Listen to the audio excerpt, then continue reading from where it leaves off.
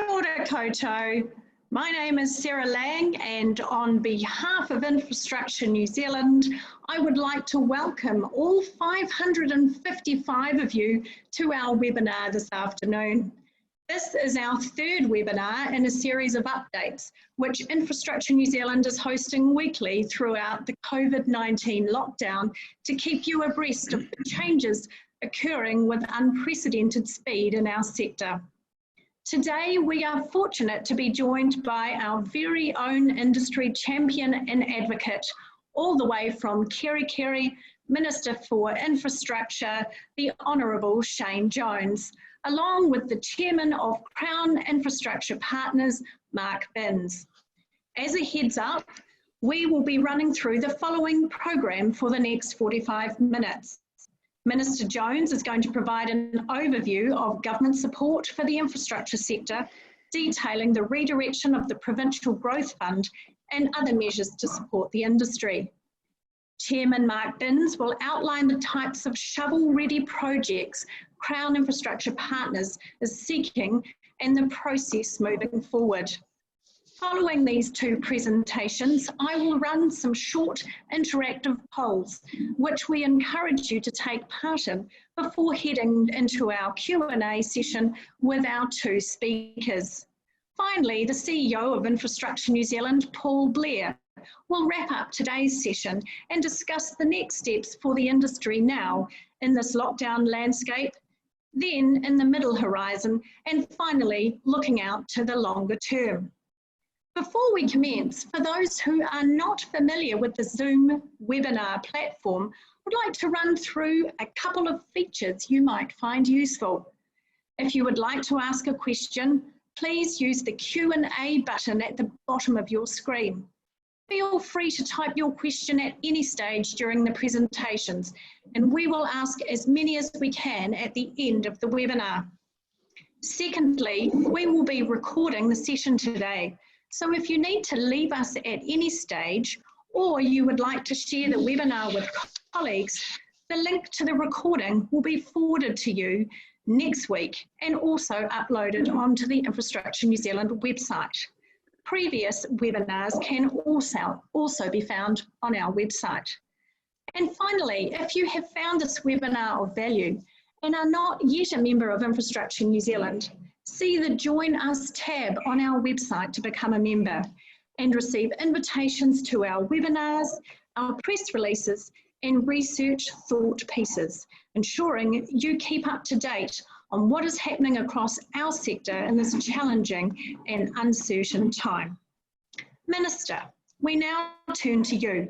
But before you begin, I would like to set the scene and draw your attention to our recent survey results, which clearly show you are among friends and supporters today with an overwhelming degree of support from the infrastructure sector.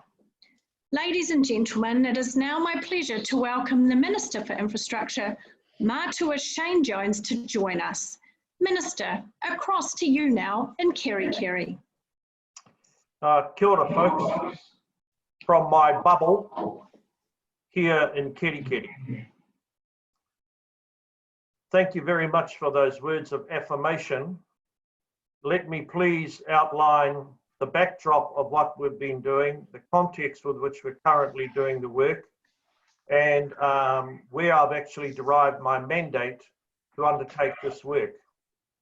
A number of you have been in contact with me in my office, and I appreciate you giving me various versions of a Betty Crocker cake recipe as to how we're going to move forward with employment and economic growth.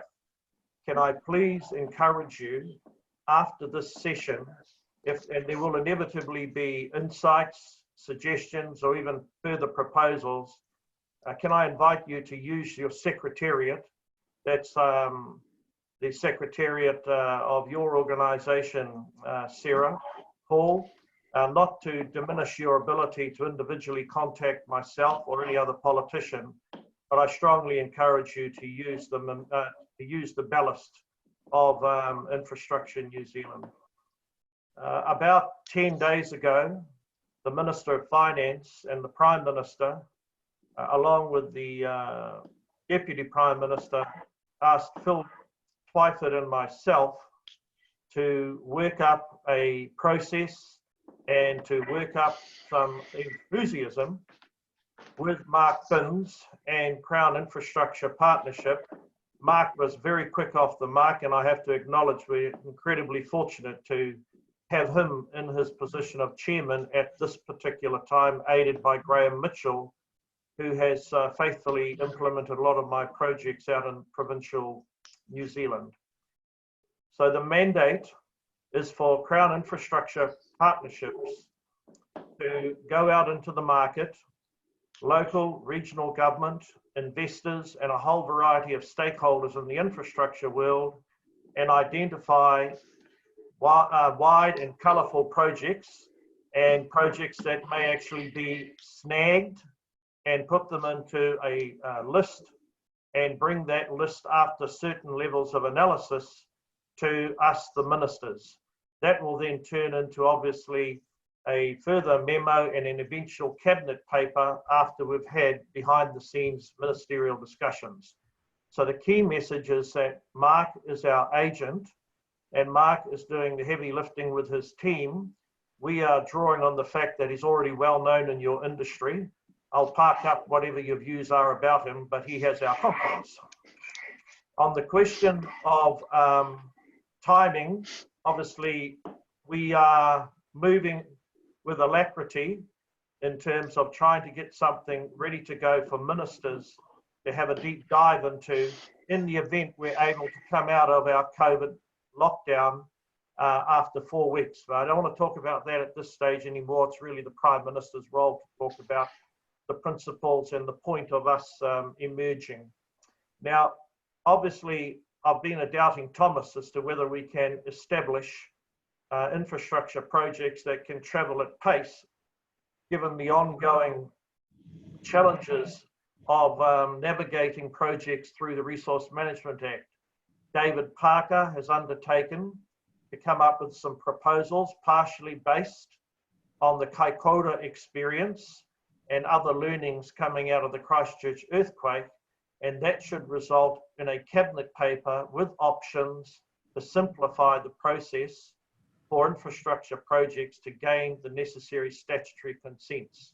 I realise it's not only the RMA, as Paul Blair has pointed out to me, we may need also to simplify the processes for the Public Works Act if we want infrastructure to absorb more of the New Zealand rising unemployed population.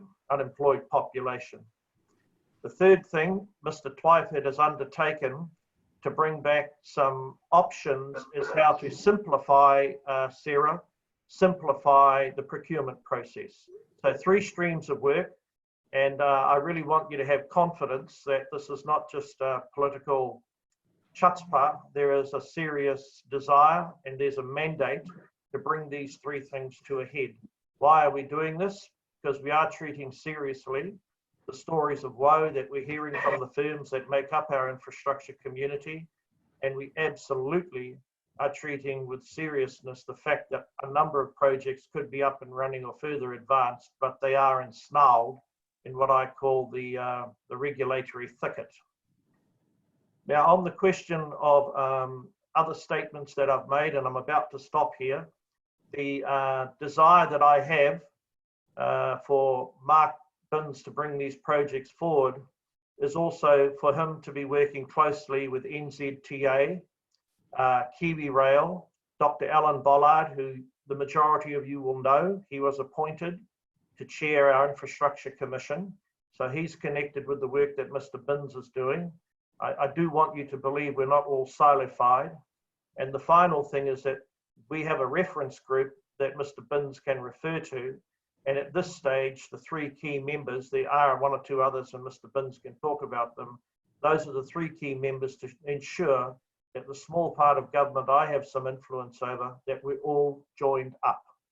So it's jobs, identifying what are the obstacles, Sarah, but more importantly, giving people genuine belief that we're going to create and sustain momentum in the area of infrastructure as a basis for absorbing the inevitable number of New Zealanders looking for work. I think I'll leave it there as in terms of my introductory remarks, but I look forward to answering any questions you may have during the course of this corridor. Thank you very much. Kia ora, Matua Jones, and thank you very much for the confidence you are giving to the infrastructure sector, your industry at this time. We now turn to our second speaker for the webinar today, Chairman of Crown Infrastructure Partners, Mark Binns. Mark, you're not up in Kerikeri, but I will hand over to you now. Thanks very much, Mark. Over to you. I didn't make sure I'm unmuted, didn't I? All right. Yep, I'm good to go. Okay. Well, thank you, Minister Jones. And can I say it's a privilege to actually be able to help. We've got some serious challenges ahead of us, and I just really want to outline how we're going to approach those and then really just take your questions. So as Minister Jones has outlined, the reason we're doing this is to provide the government with options in terms of infrastructure projects that can be put in front of the government inside a very short period. We aim to be going to the government inside a matter of weeks. We will have projects available for them to consider early in May. And the reason we're doing this, of course, is in terms of making sure Kiwis have jobs, that we protect strategically trades that are vital for New Zealand. And I think the early 1990s experience indicated what happens when this construction sector falls in a hole. It's very, very hard to get up off the canvas, and we need to ensure that we can do so. The other thing, of course, is that we want to ensure that the projects that we are undertaking are ones that are going to be good for New Zealand. There's no point us doing what perhaps the Japanese did. I'm also listening to that thing. I've got some. Perry Temby's going to speak on it. Somebody is coming in over the top. Is somebody not on mute? Oh, okay. We're right. So we need to ensure that we are doing projects that are actually good for New Zealand and are going to add a lot of benefit for the public. So how are we going to do this? We're going to do this by way of looking at New Zealand as a whole and breaking it down into regions.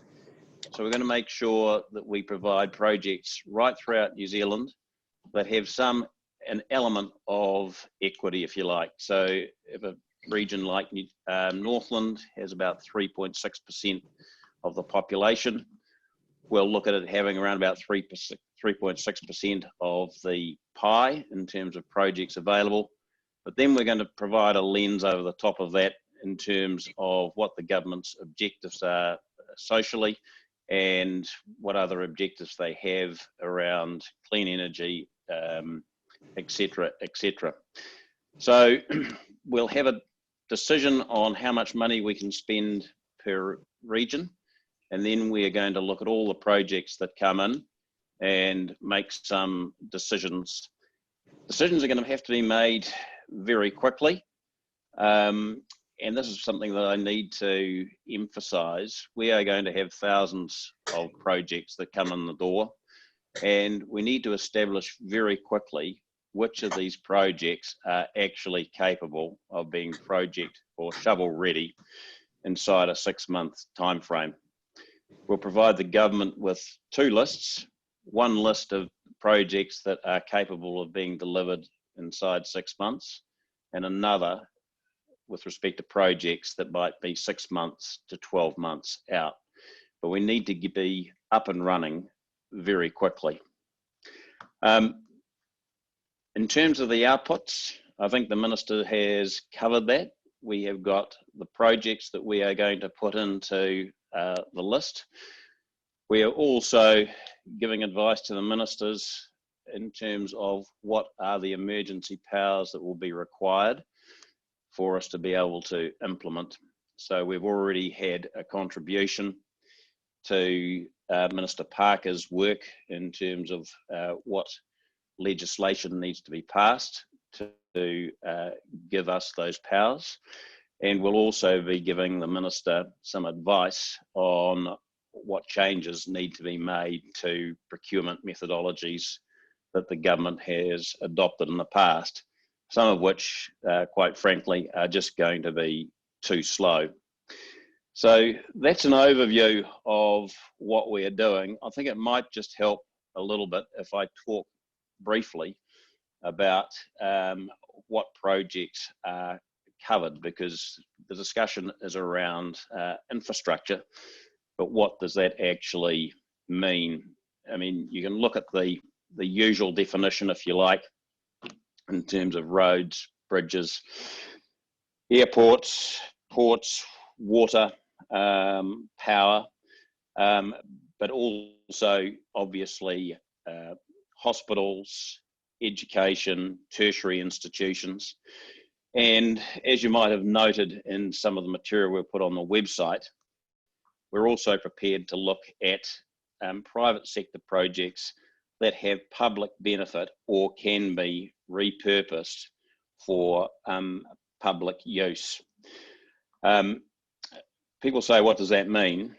That could mean quite a few things, but an example I use is perhaps if you have a private developer that is putting up student accommodation in Simon Street in Auckland for use by students of Auckland University or AUT, and that developer goes broke, then I don't think it is too difficult to see a case where we may take that over from the bank, complete the project, lease the asset to Auckland University or AUT and sell it when the market conditions have stabilised, and recycle the capital for the Crown.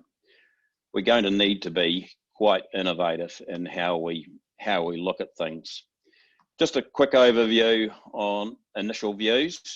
I think it's fair to say we're not going to have any problem in providing the ministers with a very full list of horizontal infrastructure. So bridges, roads, water, that can be procured right across the country. That's going to be quite a full list. I think the challenge we're going to have, and I have talked to some in the banks already about this, is going to be in the vertical infrastructure space. There, I think we can probably anticipate that things are going to get pretty tough. And it won't remain, well, it will remain tough for some period of time if we have the experience that we had after the 1987 crash, because lead times on projects are just so long. Give an example, I mean, the 87 crash really only hit New Zealand property in 1989, and probably the depth of the market was around about 1992. So we need to make sure that we're filling the pipeline up with potential projects. And I've mentioned to the ministers that we are going to have to be very speedy, very nimble and innovative in the way we do things. So there is a discussion that all has to have oversight, of course, from the government. We need to make sure that we do things properly, but we need to act quickly and without too much red tape. And we're very lucky in having a minister who absolutely hates red tape. I think that's all I should really say at the moment. Don't want to I take reckon up. that's a good place to end, Mark. Yep, good. Thank you, Minister.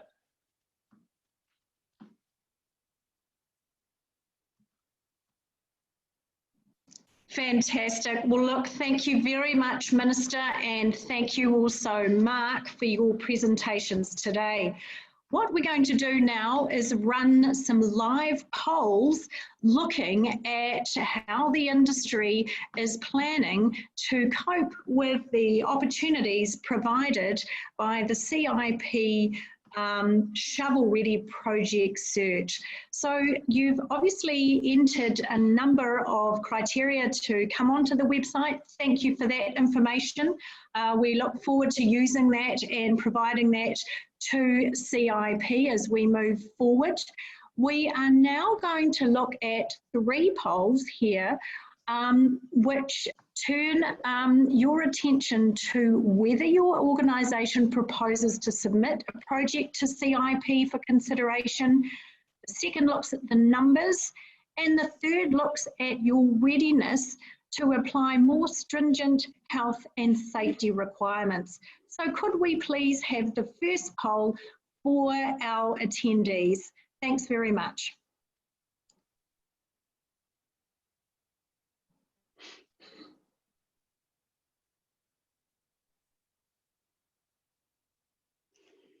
So the first poll there that should come up on your screen is, has your organisation submitted projects to the Infrastructure Industry Reference Group?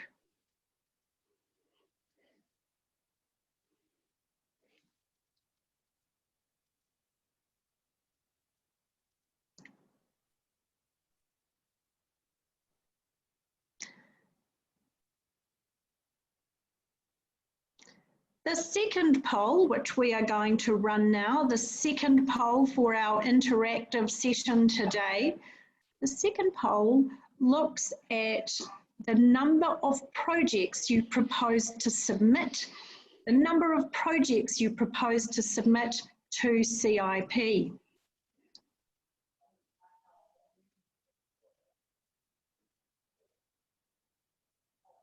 So please take this opportunity to fill the poll in. And finally, our third poll today, looks at your ability to operate under a more stringent health and safety regime. Please could you fill in the poll around your ability to operate under a more stringent health and safety regime. Your answers here will provide valuable data to CIP moving forward.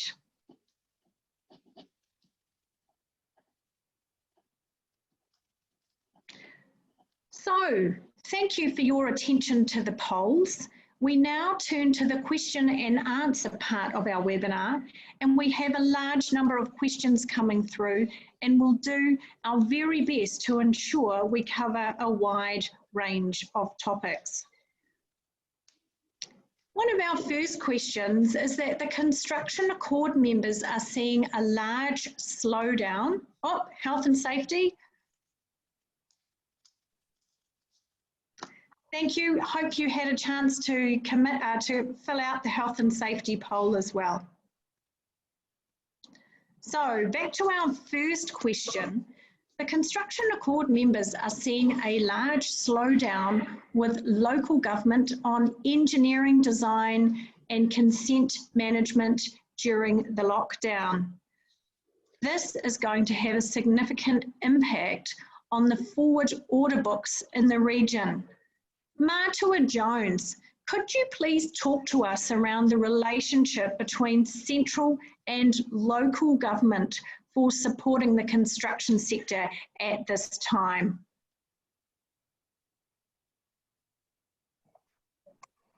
Thank you. On the question of the involvement of people from the Construction Accord or the architects of that accord, I have effected a connection between Mr. Bunny and the bureaucracy, Mr. Binns, and Mark is bringing back, to the best of my knowledge, folks, an option to ensure that someone from the Construction Accord is embedded right in the middle of our reference group. And we've tended to wait for Mark and his quadrant to guide us in that regard. I myself am undertaking a host of Zoom calls with our local government people in rural New Zealand. We're conscious that a lot of the councils have lost their, losing revenue. They're going through considerable upheaval in terms of how they keep their services operating. I have been, I guess, lobbied, Sarah, But look, this is not a negotiation, it's my stock standard response. We're halfway through our lockdown. I do appreciate that if design work isn't taking place, things can't start as quick. But I would say to you, every council tells me it has asset maintenance work, it has asset remedial work that they could get alongside us and do a lot quicker.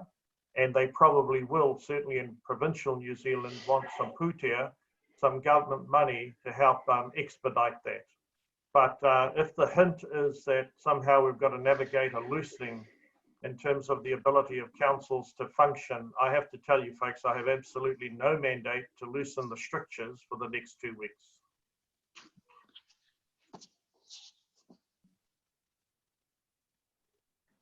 Thank you much, Minister Jones.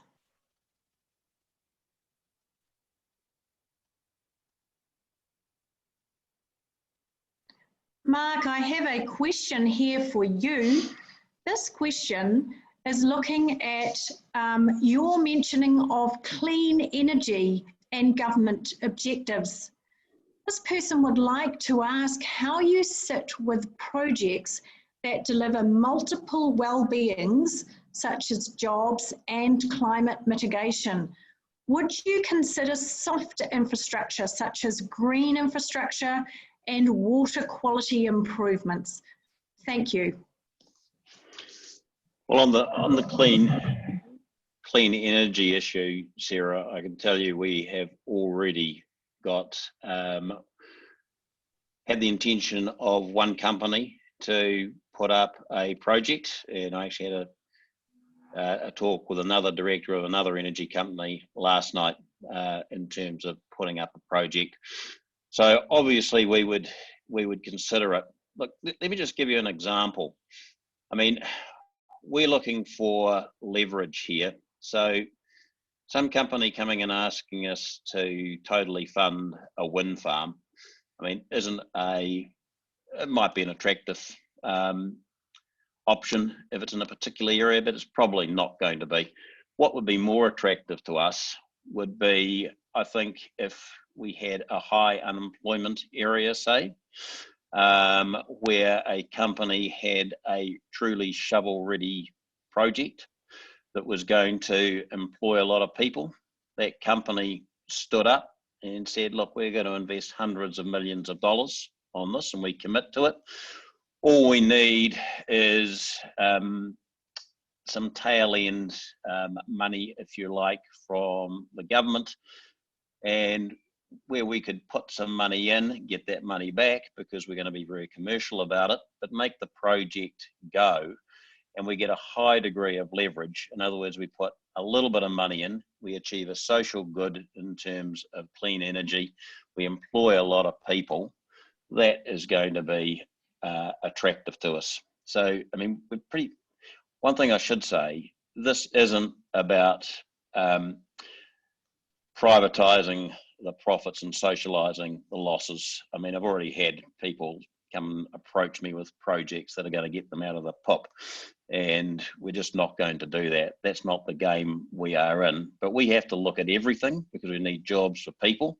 And it's all about having that social benefit and getting the leverage out of it. We want private capital in New Zealand to back themselves, and if we can help, we'll get there.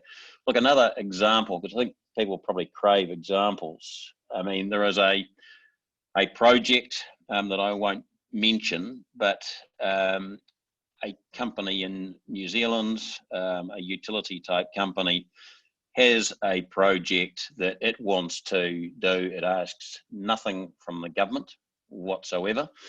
It has been locked in a RMA issue that in my view is probably solvable, and they're saying, look, if you can help us solve this, then we are prepared to spend something in the region of $70 million. These are all political decisions that have to be made, of course, but I mean, to a businessman like myself, that seems like a pretty good deal for the government. So it's a bunch of trade-offs, but I want to make one thing very clear that I didn't before. and that is what we're doing is providing the government with options. You know, we haven't got a mandate to go and spend a lot of money, and nobody, I don't even think Mr. Robertson would know what sort of position the government's balance sheet is going to be in 3 weeks' time. I mean, this is such a dynamic situation. Everybody's got their hand out, as you know, and the facts are that the government and the banks of New Zealand can't hold New Zealand aloft in toto. So the government's going to have to look at what its position is. We will give it the options, and then they will have to decide whether they can afford it and how much they want to do. But we want to give them good options, and I don't want people to waste our time by giving us dream schemes. So I'll put it out there. We're going to piss a lot of people off. Might as well be blunt about that, because with thousands of projects, we have to make some very quick decisions. We're going to have teams of experts. They're going to make very quick decisions on whether projects can actually be up inside that 6-month time frame. If they can't, they might go out in 12 months. And I need to talk to the ministers about, you know, how they want to handle the workload, if you like, the planning even further out, given this crisis, you know, might last. Not the COVID-19, but the financial one might go for some period of time. So how they want to handle long-term planning. I think, Sarah, an additional point is that it's not lost on me the alacrity with which Stephen Joyce, for example, coming out of the financial crisis of 08-09, the pace at which him and advisors and consultants were able to move back there in respect of the Victoria Park Tunnel. We've been given quite uplifting stories that once the go button was pushed for the Waterview Tunnel, certain infrastructure development things happen with pace. So I don't want anyone thinking that we're not borrowing or learning from the mistakes and the successes of the past.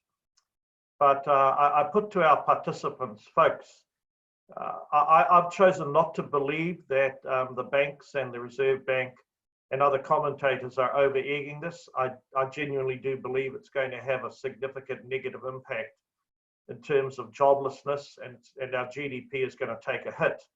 So the elegance and the exhaustiveness of usual governmental processes is going to fall victim to us serving up a menu, arguably quicker than some people would like, but I'd rather that my colleagues had options with the imprimatur of Mark Binns and other commercial leaders, and then the politicians can make choices. And I think that's what you should expect from us, and those choices should be based on something that's going to turn into economic reality in short order. Thank you, Minister. And while we have you on screen, we have a question for you about simplifying the RMA. So this process would normally take years, not weeks.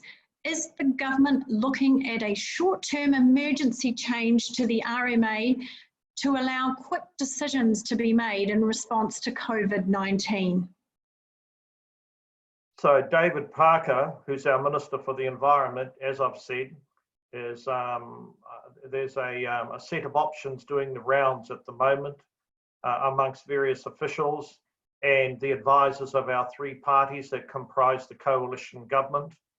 And obviously we're seeking the views from Crown Infrastructure Partners.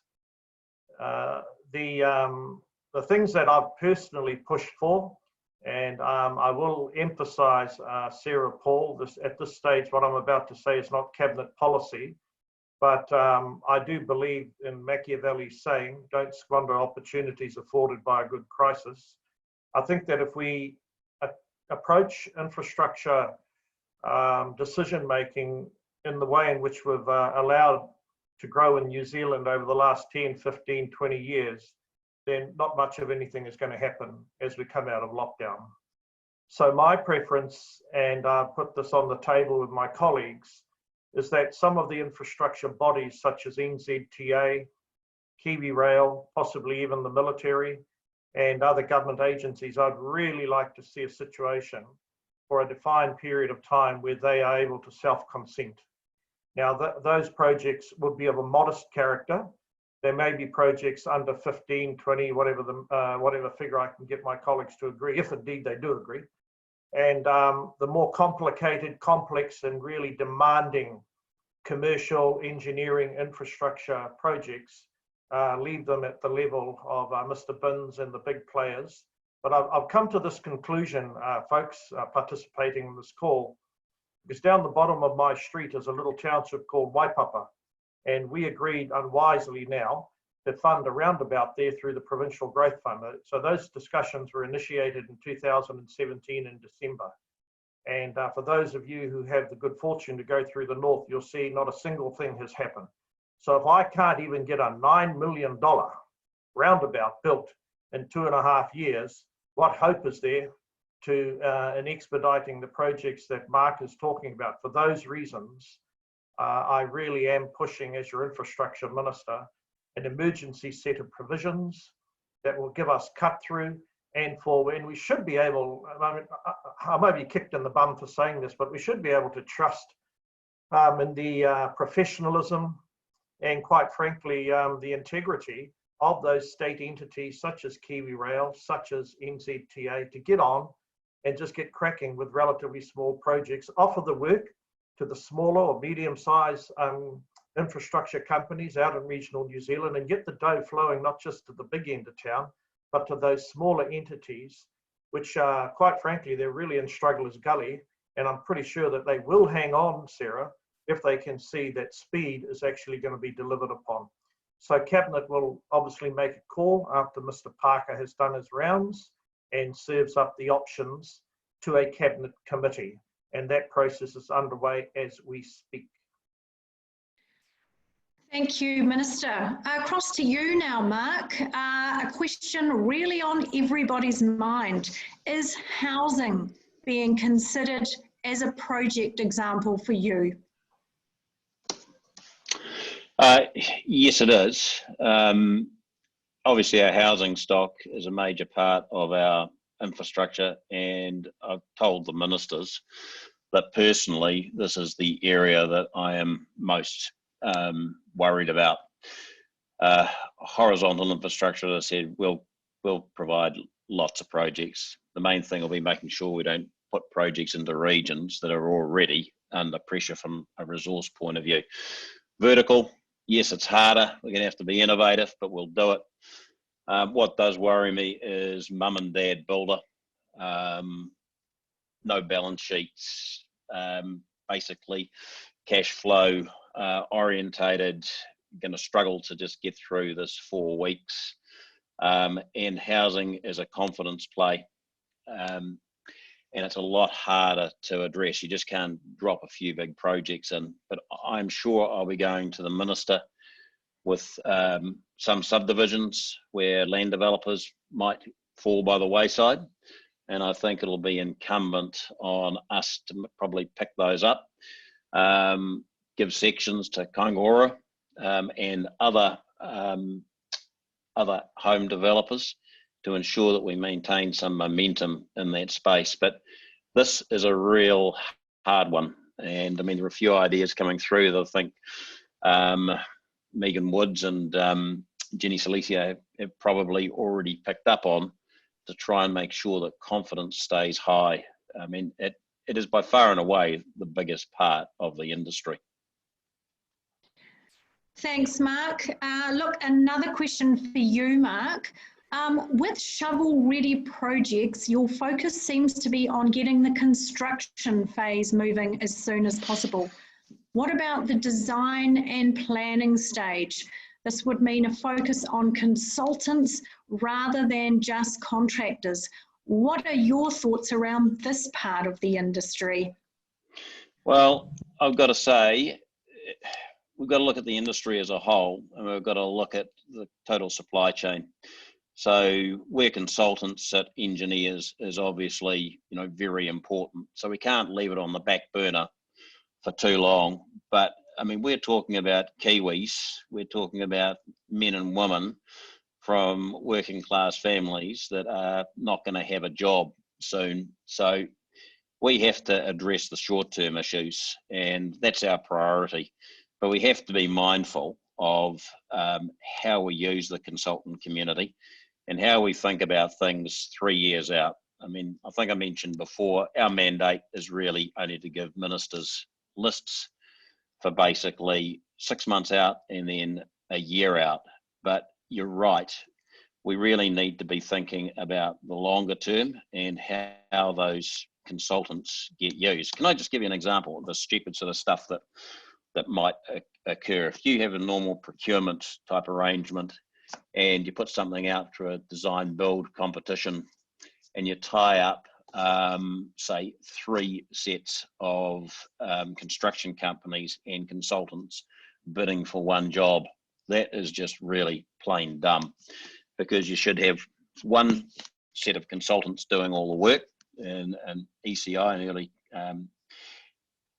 constructor involvement type contract, and you should be using those other 2 sets of consultants somewhere else. We're just going to have to be smarter about the way we think about that whole supply chain. And consultants are most certainly a key part of it.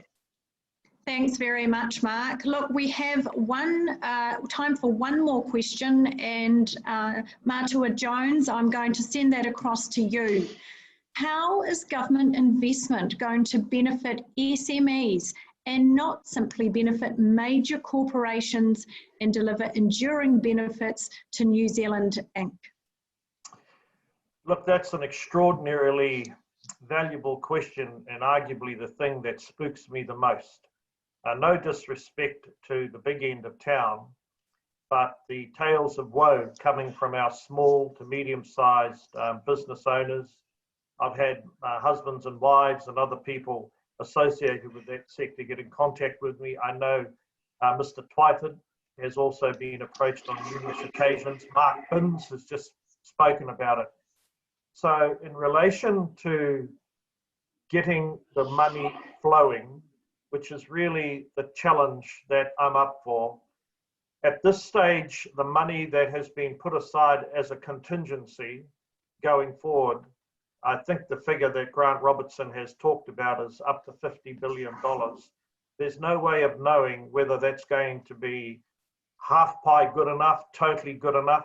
But I'd say to everyone, when the criterion is established as to how projects wend their way through the process, gain access to that putea through the politicians and the advisors, then an accent is going to be put on ensuring that it goes into the pockets of small to medium-sized businesses.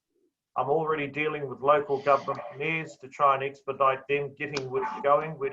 It'll be a high trust model, to be honest with you, Sarah. I'm imagining that our, for example, regional councils actually know those contractors that they can rely upon. I'm looking at options along with Mr. Twyford as to how we might be able to front load where necessary payments, because I've been advised by people, including Paul Blair, that the situation in a solvency sense for these small to medium-sized businesses may be so severe, they may not actually be standing by the time we get around to making some of our decisions.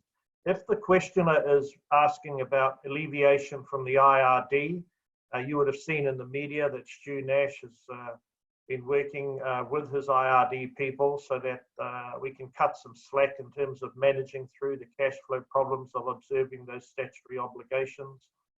And in respect of will our projects that might be consented through a sped up RMA process or self-consented, the instruction will go out to NZTA and to Kiwi Rail that our expectation, Sarah, is that we look after the garden variety kiwis in this industry, and they are largely found in small to medium-sized business, quite apart from the good folks who work for the large companies. Minister and Mark, thank you both for joining with us today. I'm sorry to say you didn't even make a start on the 53 questions that were lined up for you today, but we certainly appreciate the answers that you have given the industry. Look, to sum up, I'd now like to head over to Paul Blair, the CEO of Infrastructure New Zealand, to give us a bit of a heads up on where to next. Thanks very much, Paul. Oh, thank you, Sarah, and the panelists. So kia ora koutou. First, I wanted to give some reassurance. 54 questions out there and a lot in the chat as well. All of this is being captured, and we will be sharing this with Crown Infrastructure Partners. Common questions we'll provide back with Crown Infrastructure Partners help as we can. So I wanted to give you a bit of context. The construction accord, it's not all about construction, it's all about the value chain. So that value chain was $40 billion worth of work or so last year, and we recognise that it is horizontal, it is vertical, and it is residential, with the majority of it actually being residential. So I echo Matua Jones, it is not only about the big end of town, it's about the small end of town, the medium end of town, and every part of that value chain that we are thinking about and we are listening to. So the way I describe it, for that 40 billion, that's 10% of New Zealanders in the construction value chain, and we're pretty focused on that. It's around about 80-20. 80% of that 40 billion is with the private sector and 20% is with the government. So with the best will in the world, our government can't carry that extra 80%. So you've heard a lot about the microeconomic reform, the procurement, the RMA relaxations, the targeted support. And we're working closely because we simply won't be able to do the whole 80%, but rest assured there's a really good cross-functional team. We've been shocked at the speed at which our government is responding and listening to these concerns, and they're moving at absolute pace. We have high confidence that your concerns are being listened to. I'd echo Minister Jones. They're getting flooded with advice and questions. Please use your peak bodies, Infrastructure New Zealand, Construction Sector Accord members. Please keep a close eye on the look of the Construction Sector Accord webpage for the latest details. Minister Jones described himself as our infrastructure champion, and I think we need champions in time like this. People like NZTA and others that were stepping up to make advance payments even ahead of the procurement advice that's come out. So in that first stage of the construction accord, it's all about maintain. It's about getting the cash out there. We now have guidance on contractual certainty and the money is flowing. The second stage for me is called restart. The construction accord meeting today was all about what it takes to move from level 4 to level 3, or even within level 4, what is essential services. The cross-functional group is working on that and expect to have principles out to you next week, and then to go the next level down to the firm level or by sector level, for example, vertical or horizontal. I've seen through the questions that you provided, there are heaps and heaps of questions. Again, keep funneling them through your peak body. We are aware of those and we're working through them. The third part of that construction accord thing I would call thrive, and that is the longer term strategic space. So we'll talk about that as well. I'd encourage you to look at the lessons we learned from Christchurch and Kaikoura, the alliancing and the way that we demonstrated resilience and the way that we collaborated in an enhanced way through those lessons were really, really important. Keep a good eye on them. I think that collaboration, whether that's between local and central government or collaboration of the private sector with the public sector, is massively important. And the other thing that's massively important is our behaviours through this massive shock. What we do now will be remembered for 10 years. So look to your leaders and remember that your behaviours, positive or negative, will be well remembered and will be rewarded over the longer term. I would like to say that at the construction accord today, the words "a critical role for infrastructure is to pull New Zealand out of recession." Again, I think that we're in a favourable sector. I know that you're feeling it. But remember, we are not in the sector that's like tourism that's closed the borders. So there is significant opportunities out there, even if you're feeling pain at present. We are focused on programs of work, and I've provided advice to Ministers Jones and Twyford that I think there will need to be a third bucket beyond Mr Binns's short-term approach, that there will be things like hospitals and water and other integrated programs for which we don't have shovel-ready projects yet. And there needs to be a bucket of money for those and then rapidly co-design those programs of work. We're sending a newsletter to all 7,000 members of our database today with the sort of work that we're doing. And for the first time, we're making available the letters that we've privately sent to government. That gives you where we're focused in terms of our strategic advice. I just want to finish on this, that I think the Minister used 3 words: jobs, belief and momentum. I think those are fantastic words. In addition to that, I wanted to add strategic, future-focused and integrated. Ultimately, what we're trying to do at massive pace is designed for the new New Zealand, the well-being of our current population, but also our future population for New Zealand. To that end, please keep your diaries marked. In the middle of May, in the week of the 18th of May, Infrastructure New Zealand will be running the new New Zealand Web Summit. Please mark your diaries. We are looking to help to rapidly vision, in the same way that happened with the Christchurch Blueprint 100 days after that event. We're looking to rapidly vision what the vision for New Zealand is that holds us all together. Are we going to be the greenest place in the world? Are we going to be able to pull together some of the inequities that are out there? Are we going to address our housing issues and other things? So I'd like to finish there. I think that there is a serious and significant issue that the industry is facing and that the country is facing. I just wanted to give you some hope that a lot of people are really putting shoulders to the wheel. We're there for you and would love to listen to your concerns. Please get in touch with Sarah or myself or anyone else in the rest of the team. And I really wanted to thank Matua Shane and also Mark Binns for their contributions today. We'll make sure that as much as possible of this can be made available to you in answering your questions shortly from here. Thank you. Thank you very much, Paul. Thank you, Matua Jones, and thank you very much, Mark Binns. We have had a huge watchership, if that's a word today, over 500 people register. We continue to have huge demand for these webinars. So thank you, gentlemen, for your time today. Attendees, thank you for your questions, very considered and useful questions. Thank you for your answers to the polls. CIP has been in touch with us to say that they will endeavour to answer all the unanswered questions over the next few days and post them on their website and on Infrastructure New Zealand's website. As Paul mentioned, we are looking at hosting a future-focused event coming into the month of May. What sort of country do we want to be post-COVID? So please mark your diary and we look forward to seeing you there. Have a fantastic Easter, have a great break, stay safe, stay in your bubble, kia kaha, and we look forward to seeing you at our next webinars in the future. Thank you, have a great evening. Ka kite. Ka kite.